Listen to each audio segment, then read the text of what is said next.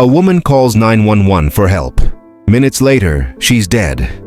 The man who pulled the trigger wasn't a stranger. He was the deputy sent to protect her.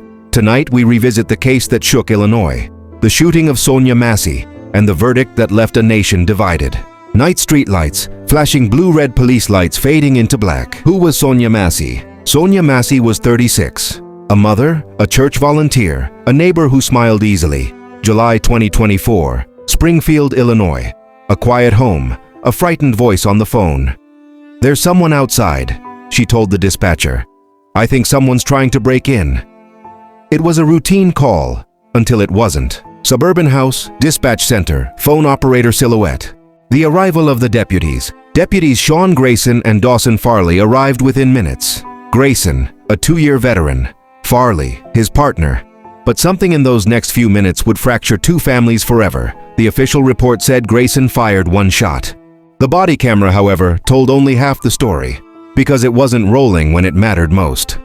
Dashcam footage overlay, still image of patrol car at night. 4:06, the shooting. Audio cue, heartbeat sound faintly under narration. Inside the house, Sonya Massey stood near her stove. Investigators say she picked up a pot of hot water, maybe to pour it out. Grayson shouted, "Don't you do it!" Then fired. The bullet struck her in the face. The call that began with fear ended with silence. Her family arrived to flashing lights in disbelief. They had called for help. Now they were asked to identify her body. The sheriff's office released a short statement. The words, "officer-involved shooting," echoed through the media. For many, that phrase had become too familiar, too forgiving. Press conference podium, newspaper headlines scrolling. 8-10 puelas the charges. Weeks later, prosecutors charged Grayson with 3 counts of first-degree murder. The message was clear. This wasn't just tragic, it was criminal. But his defense painted a different picture.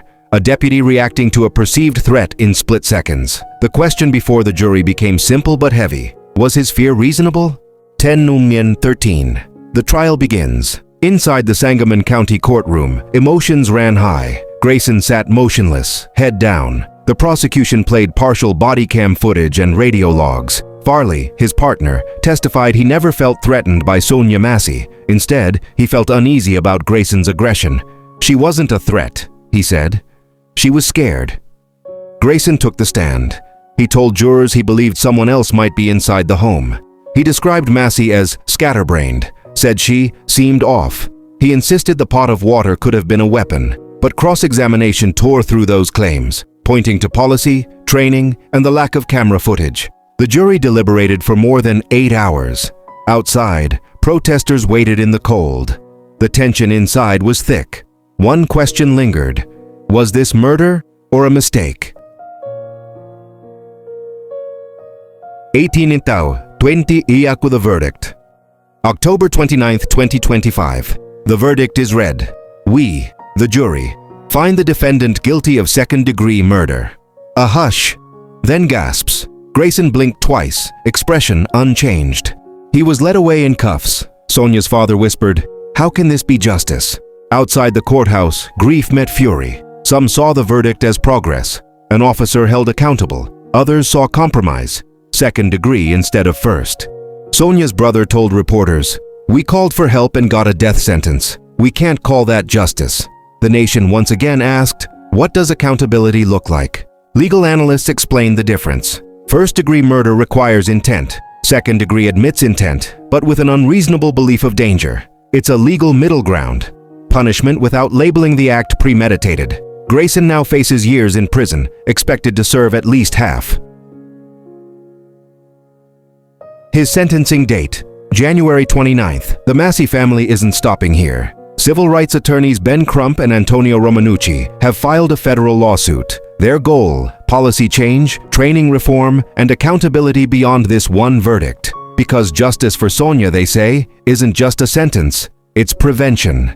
Across America, thousands of police calls start with fear, and too many end in tragedy. The Sonya Massey case adds another name, another question, another call for reform. Cameras, training, and empathy, tools that save lives when properly used. The question remains, are we learning or repeating? On January 29th, the judge will decide Sean Grayson's fate, but the real verdict lies in what happens next. How we reform, remember, and rebuild trust. Sonya Massey called for help. The world is still answering. You're watching True Justice. Subscribe, share your thoughts, and stay tuned. The next chapter of this story is just beginning.